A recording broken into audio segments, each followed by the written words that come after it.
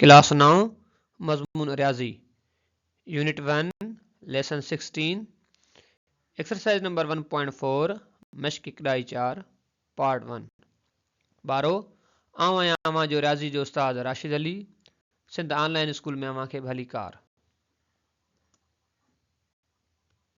बारो पोइ लेक्चर में असां लॉज ऑफ एक्सपोनेंट्स के बारे में पढ़ी आया आहियूं। हाणे इन सबक में उन लॉज ऑफ एक्सपोनेंट्स के इस्तेमाल कंदे एक्सरसाइज नंबर 1.4 के हल कंदासीं। त असां वटि पहिरियों नंबर सुवाल आहे सिंप्लीफाई द फॉलोइंग, हेठिन के हल करियो। ऐं असां वटि पहिरियों नंबर पार्ट आहे 3 पावर 5 अपॉन 3 पावर 2। हाणे असां इनके हल कंदासीं। सब खां पहिरियां असां इनके लिखूं था त पहिरियों नंबर असां वटि सम आहे 3 रेज़्ड 5 अपॉन 3 रेज़्ड 2। अहिड़े तरीक़े सां सब खां पहिरियां असां जी लिखंदासीं हिते सॉल्यूशन। ही सही तरीक़ो अथव जेको तव्हां एग्ज़ाम में हिन तरीक़े सां हल कजो। मां सभु हिसाब हिन तरीक़े सां न कंदुसि, मां हिकिड़ो हिसाब जेको आहे बिल्कुलु सही पैटर्न में हिते करे थो वञा। बाक़ी तव्हां जेके आहिनि स्टेप्स हिन वांगुरु सभु ई छॾाइजो पंहिंजे हिसाबनि जे अंदरि, त ही मां सही तरीक़े सां सॉल्व करण जी कोशिशि कंदुसि। त पहिरियां साॻियो स्टेप लिखंदा आहियूं जी बराबरि जी साइन ॾींदासीं 3 रेज़्ड 5 अपॉन 3 रेज़्ड 2। हाणे तव्हां लॉज ऑफ एक्सपोनेंट्स जे बारे में पढ़ी आया आहियूं त हिते मतिलबु त कहिड़ो जेको आहे क़ाइदो इस्तेमालु थींदो, तव्हां पंहिंजे ज़हन ते ज़ोर ॾियो। हिन में तव्हांखे अहिड़ी कहिड़ी शइ नज़र पई अचे। हाणे हिते तव्हां ॾिसो त जेको बेस आहे साॻियो आहे ऐं पावर मटमट आहिनि, त हिते असां कहिड़ो क़ाइदो पढ़ियोसीं। बारो हिन में इस्तेमालु थींदो law of quotient of power, उहो हुयो त ए ते पावर अगरि m आहे ऐं डिवाइडेड बाय अगरि बुनियाद सेम आहे, यानी ए ते पावर n आहे, इहो छाजे बराबरि थींदो ए ते पावर m माइनस n। अहिड़े तरीक़े सां पोइ सम थींदो त असां 3 लिखंदासीं कॉमन जेको आहे ॿिन्ही में बेस साॻियो रखंदासीं त 5 मां माइनस कंदासीं 2, छाजे बराबरि थींदो, इहो बराबरि थींदो त 3, 5 मां 2 विया 2 घणा बचा हिते छा 3, पोइ हीउ छाजे बराबरि थींदो, हीउ थींदो 3 ज़रबिया 3, पोइ छाजे बराबरि थींदो 27 जे। उहो अहिड़े तरीक़े सां। हाणे हिते ॾिसो त असां छा कयोसीं त 5 मां माइनस 2 कयोसीं। हीउ 5 किथे आया त इहो अंश जो पावर हुयो, अंश जे पावर मां असां छेद जो पावर जेको आहे उहो माइनस करे छॾियोसीं ऐं बेस वरी हिकु भेरा लिखिबो आहे। अहिड़े तरीक़े सां असांजो जेको पहिरें नंबर सम जो जवाबु आयो इहो आयो 27। हाणे असां वटि ॿियो नंबर पार्ट आहे, इहो आहे त 2 power 4 into 5 power 3 divided by 10 power 2। हाणे हिते तव्हां ॾिसो इन सम खे, त इन सम खे असां डायरेक्ट सिंप्लीफाई कंदासीं। सही आहे, छाकाणि त हिन में को बि जेको आहे ला हिते अप्लाई कोन पियो थिए। हिननि में ॾिसो बेस बि किथे कॉमन कोन्हे, पावर बि कॉमन कोन्हे को। अहिड़े तरीक़े सां तव्हां तवजो ॾिजो त जीअं असां आम तौर ते जीअं एक्सपोनेंट छॾाईंदा आहियूं उन तरीक़े सां हिनखे हल कंदासीं। तवजो ॾियो। पहिरियां असां लिखंदासीं हिते हीउ सम ॿियो लिखियो पियो आहे त बसि हिते ॿियो लिखी ठीकु आहे। त पोइ मां हिते लिखंदुसि सॉल्यूशन ॿियो जो, तव्हां लिखिजो सम। ऐं सम कहिड़ो आहे जो पहिरियों स्टेप सेम खणंदा आहियूं 2 ते पावर 4 इंटू 5 ते पावर 3 ऐं 10 ते पावर 2। हाणे हिकिड़ी ॻाल्हि तव्हां चवंदो असां हीउ पॉइंट लिखियलु आहे, हीउ डेसिमल न आहे।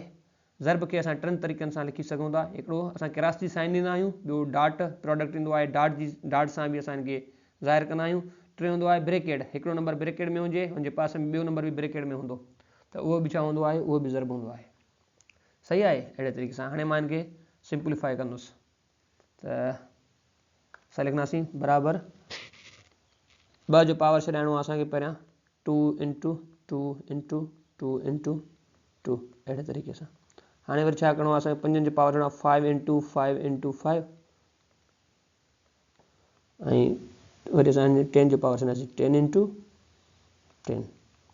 हाणे हिते तव्हांखे सवले मां सवलो तरीक़ो ॿुधायां त हीउ 10 कटणा आहिनि न असांखे, उहो हीउ जेको 10 आहे 10 कटणो आहे त असां हिते 5 ज़रबिया 2 हिकिड़े हंधि रखूं था, 5 ज़रबिया 2 ॿिए हंधि था रखूं, पोइ 10 में कटे था छॾियूं, बाक़ी जेको बचे थो हुनखे ज़र्ब करे असांजो आंसर लिखी सघूं था। इहो सफ़ा इज़ी मेथड अथव। सही, या त वरी ॿियो बि तरीक़ो अथव त हिते छा कंदो, ॿिचो 8 ॿेड़ा 16 ॿिसरो 32 रखोसि ज़रबिया 125 कंदोसि, सिंप्लीफाई कंदोसि, पोइ वरी डिवाइड कंदासीं त इहो घणो ड्रिघो थी वेंदो। तव्हां टेक्निक इस्तेमालु कयो, मैथमेटिक्स जे अंदरि टेक्निकूं इस्तेमालु थींदियूं आहिनि। अकल इस्तेमालु थींदो आहे, लॉजिक इस्तेमालु थींदी आहे मैथमेटिक्स जे अंदरि। हाणे ॾिसो त पहिरियों हिन जो 2 था खणो, परे पासे खां वरी असां 5 खयोंसीं, हिकिड़ो पेयर कंप्लीट थियो, वरी ॿिए में बि था खणो त 2 खयोंसीं, वरी असां वटि छा बचो, होॾां 5 खयोंसीं। सही आहे। हाणे हिते छा बचा बाक़ी, पहिरें में 2 × 2 बची वियो, आख़िरी में सिर्फ़ु 5 बची वियो। वरी ॿुधायां तव्हांखे कीअं थियो। हाणे हिते 2 खयोंसीं, हुन सां गॾु 5, ठीकु आहे, उहो हिते रखियमि, वरी ही 2 खयमि, ही 5 खयमि, उहो हिते रखियमि। बाक़ी जेके बचा आहिनि मां घणा, 2 ज़रमिया 2 बचा, ज़रमिया 5 बचो। सही आहे। ईअं मूं छो कयो आहे मां तव्हांखे ॿुधायां थो। पोइ अपान में घणो थींदो, अपान में थियो 10 × 10। हाणे 10 × 10, हाणे हिते ॾिसिजो, उहो ही 10 मां हिन में कटे छॾींदुसि, ही 10 हिन में कटिजी विया, बाक़ी छा बचो, वो 1 ॾह 10, ही 10 हिन में ख़तमु थी विया, ही छो जो 10 थियनि, ॿिए 5 हे हिते 10 थियनि, हे 10 वियो हिन 10 में, बाक़ी छा बचो, ही बचो 2 × 4 5 × 20, असांजो 20 आंसर आहे। तव्हां छा कंदो, पहिरियां स्टेप लिखंदो भली, छो जो मैथमेटिक्स में शॉर्टकट न हलंदा, स्टेप चङी तरह माण्हू लिखे, जवाबु असां वटि अची वियो 20, ही आंसर थियो। 12 ऐं जेकॾहिं तव्हां पंहिंजे तरीक़े सां सम खे करणु था चाहियो त भली कयो। हिते छा थींदो, विचों 8 ॿियो 232, मथे 32 लिखोसि, ज़रमिया घणो कंदो 125 ऐं डिवाइड बाय माना 100। पोइ तव्हां 32 खे 125 में पाण में ज़रब करे हेठि स्टेप में ऐं हुनखे 100 सां वंड कयो, त बि तव्हांखे जवाबु जेको आहे वरी बि 20 मिलंदो। हाणे तव्हांजी मर्ज़ी आहे, हू तरीक़ो बि अथव हिन स्टेप खां पोइ, ऐं जेको मूं कयो आहे इहो तरीक़ो पियो अथव, हाणे मर्ज़ी आहे तव्हांजी। हाणे 3 नंबर जेको पार्ट आहे उहो आहे त a + b whole square into c + d power cube a + b into c + d whole square. हाणे असां हिनखे सॉल्व था कयूं, तवजो ॾियो। हाणे सभ खां पहिरियां सॉल्यूशन, ये असां वटि आहे पार्ट नंबर 3। त पहिरियां असां इहे साॻियो स्टेप लिखी था वञूं हिते, a + b whole square into c + d whole cube divided by a + b into c + d whole square. हाणे तव्हांखे हिते छा कॉमन पियो लॻे, हिते बेस सेम आहे, हिते बि बेस सेम आहे, हिते बि बेस सेम आहे, हिते बि बेस सेम आहे। सही आहे। त पोइ ओही प्रॉपर्टी जेका लिखियल अथव हिते बि इहा इस्तेमालु थींदी, साॻी प्रॉपर्टी। हिते तव्हां 3 टुका ॾेई करे हिन वांगुरु इहा लिखी वञिजो, त इन जो मतिलबु इहो अथव त हिन सम जे अंदरि इहा प्रॉपर्टी इस्तेमालु थियल आहे। जॾहिं इहा शइ ॾिसंदो आहे न एग्ज़ामिनर चेक करण वारो, त पोइ उहो चवंदो आहे त हा बिल्कुलु ॿार जो कॉन्सेप्ट क्लियर आहे, उनखे शयूं सम्झ में अचनि पियूं। बसि मां लिखी थो वञा, हिते लिखां थो त कहिड़ो फार्मूलो इस्तेमालु थींदो, कहिड़ो लॉ इस्तेमालु थींदो, a ते पावर m हूंदो डिवाइडेड बाय a ते पावर अगरि n आहे, इहो बराबरि थींदो a ते पावर m - n। हाणे अचो त मां हिनखे सॉल्व थो कयां। सही आहे। हिते छा थींदो, हिते थींदो त बराबरि a + b, हाणे 2 पावर मथे जा ऐं हिकिड़ो हेठि जो माइनस थी वियोसि इंटू, सही आहे, त c + d, हिन ते छा थींदो त 3 पावर मथे जा 2 हेठि जा, हीअ जॾहिं बराबरि छाजा थी वेंदा, मां सम्झायां थो वरी तव्हांखे। हीअ थींदो a + b into c + d। हाणे उमेद त ई ॻाल्हि तव्हांखे सम्झ में अची वई हूंदी। मूं छा कयो आहे ॾिसो, हिते बेस सेम हुयो न, बेस सेम हुयो त अंश जो जेको हुयो पावर उन मां 6 जो पावर कट कयूं। हिते कुझु न आहे, हिते मतिलबु पावर सम्झ हिकु आहे, हिते त 2 असां वटि ज़ाहिर पियो आहे थियो, कुझु न आहे हूंदो त हुते पावर हिकु हूंदो आहे न कंहिं नंबर ते। सही आहे। त असां a + b जे 2 मां 1 कटियोसीं त हीउ साॻियो बची वियो असां वटि, ऐं c + d होल क्यूब मां असां 3 मां -2 कटियोसीं। सही आहे, जेको 6 जो पावर हुयो। अहिड़े तरीक़े सां ॿियो तरीक़ो सिधो तव्हां वटि सफ़ा सिंपल ई हुयो, सॉल्यूशन लिखी हीअ स्टेप लिखोसि, हीअ स्टेप जॾहिं तव्हां लिखंदो न हिते त a + b हिकिड़ो हिन मां कटे छॾींदासीं, हिकिड़ो बचियो असां वटि बाक़ी, ऐं हिते c + d जा जेके पावर 2 आहिनि उहे कटिजी वेंदा, हिते 2 टाइम हिते पियो आहे, 3 टाइम मथे पियो आहे, बाक़ी घणो टाइम बाक़ी मथे बचंदो, हिकिड़ो टाइम। अहिड़े तरीक़े सां त असां जवाबु अची वियो a + b into c + d। जेकॾहिं तव्हां हिनखे वरी अॻिते न ज़रब कंदो पोइ बि सही आहे, न त हिते बि आंसर सही अथसि। असां हिते हिनखे ख़तमु था कयूं, हीअ थी वियो हिनजो आंसर। भाई हिकिड़ी ॻाल्हि जेका मूं ॻाल्हि कई हीअ अथव त माना ज़रब खे 3 तरीक़े सां, हीअ त डॉट प्रोडक्ट कामा हिन ते बि लिखंदा आहियूं क्रॉस, ऐं जेकर को नंबर उहो हीअं बचे थो न त हिते हुजे 1, हिते हुजे 2, इहे बि पाण में ज़रब थींदा आहिनि। सही है, टिन तरीक़े सां ज़रब थींदी आहे, यानी डॉट प्रोडक्ट क्रॉस प्रोडक्ट ऐं हीअ जेका आहे ब्रैकेट वारी जेका प्रोडक्ट हूंदी आहे उहा। 12 हाणे ॿियो नंबर सुवाल आहे simplify using law of exponent. सग जा क़ाइदा इस्तेमालु कंदे हेठनि खे हल करियो। पहिरियों नंबर पार्ट जेको आहे उहो आहे 1/3 होल पावर 4 इंटू 1/3 होल पावर 5। हीअ सफ़ा सिंपल आहे, इहो तव्हां पाण कजो। ऐं हींअर मां वञी हिन मां जेको आहे 6 नंबर पार्ट आयो उन खे हल थो कयां, 6 नंबर खे उहो मां लिखां थो हिते। 6 नंबर थींदो उहो आहे -a/bc इंटू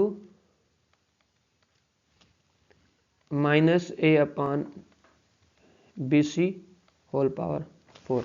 पहिरियां हिते लिखंदासीं सॉल्यूशन, पोइ साॻियो स्टेप जीअं असां जेको लिखंदा आहियूं उहो लिखंदासीं -a/bc। पावर घणो आहे हिते, पावर आहे 5, वो पावर आहे 5 इंटू -a/bc होल पावर 4। हाणे हिते कहिड़ो लॉ इस्तेमालु थियल आहे हिते ॾिसो, बेस सेम आहे हिते बि बेस सेम आहे, पावर मट आहिनि, त हिते लॉ ऑफ प्रोडक्ट इस्तेमालु थियल आहे। उहो कहिड़ो हुयो असां लिखंदासीं हिते, उहो हुयो त बिकॉज़ अगरि छा हूंदो आहे ए ते पावर हुजे x इंटू ए ते पावर हुजे घणो y, छाजे बराबरि थींदो ए ते पावर x प्लस वाई, यानी पावर जोड़ थी वेंदा अगरि बेस सेम हुजे ऐं ज़रब में हुजनि त पोइ। हाणे लिखंदासीं हिते त -a/bc हिकिड़े भेरो सेम लिखिबो, पोइ पावर जोड़ थी वेंदा 5 + 4। हाणे छाजे बराबरि थींदो, हीअ बराबरि थींदो -a/bc। तव्हां साफ़ लिखिजो, जॻह घटि आहे, बोर्ड नंढो आहे असां वटि, उन जे करे। त 5 + 4 घणे जे बराबरि थींदा 9 जे, त हीअ थी वियो असांजो answer.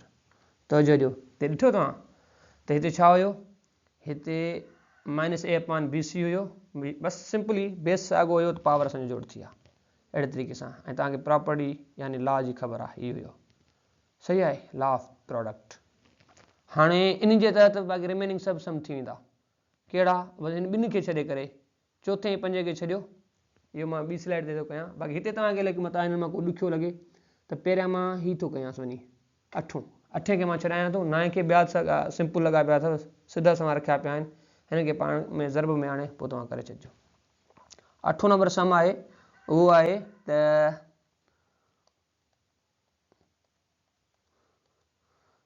mn² t⁻⁴ n³ m⁵ t⁻7, यानी t ते पावर रेज़्ड माना पावर मथां, सही आहे, इहा ॻाल्हि तव्हां पंहिंजे ज़हन में रखिजो। हाणे छा कंदासीं, सॉल्यूशन लिखंदासीं। सॉल्यूशन लिखण खां पोइ हीअ स्टेप साॻियो हिते लिखंदा आहियूं, पर मां हिते डायरेक्ट हाणे सम कंदुमि। तव्हां सॉल्यूशन लिखी स्टेप लिखी पोइ हल कजो। अचो तिन खे हल कयूं।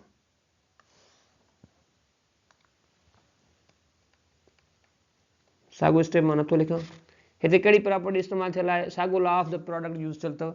अगरि ए ते पावर हुजे घणो x हुजे या n हुजे, किथे किथे n बि लिखियलु हूंदो अथव, ए ते पावर x इंटू ए ते पावर हुजे y, सिंपली पावर जोड़ थी वेंदा असां वटि, छा थींदो x + y, अहिड़े तरीक़े सां।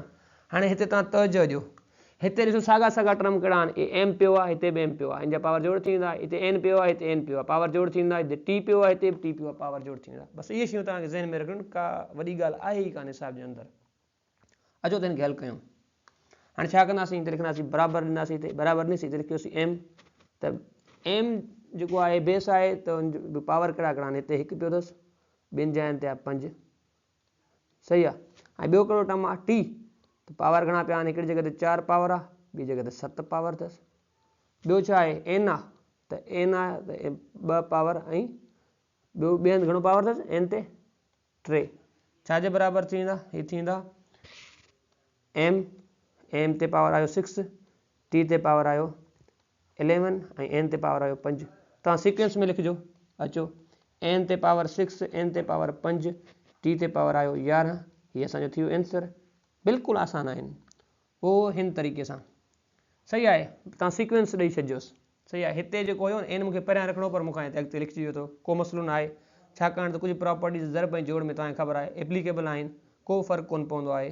सही आहे। अहिड़े तरीक़े सां इहो असांजो आंसर अथव ऐं तव्हांखे मज़ो बि आयो हूंदो ऐं सम ॾाढा जेके आहिनि आसान आहिनि वणंदड़ आहिनि अहिड़े तरीक़े सां। ऐं तव्हां हाणे कोशिशि कजो तव्हांखे अगरि ॾुखियो लॻे त मां नओं कराए थो छॾियां। तव्हां वरी ॾिसंदो ही सफ़ा वेझे वेझे अंक हिन लाइ छा आहे, असल में सम 16 हूंदा आहिनि, ॿार डप में ई मरी वेंदा आहिनि, कुझु बि कोन्हे को।